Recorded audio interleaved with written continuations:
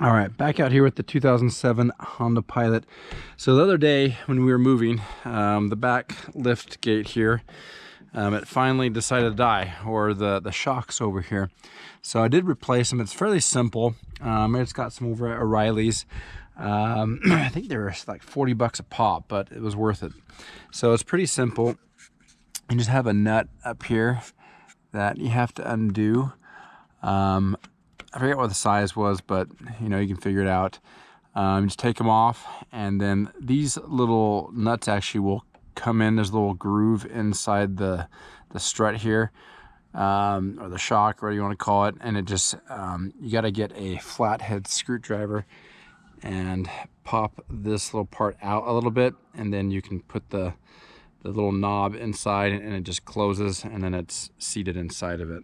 Pretty simple, not too extreme. Did both sides with new ones.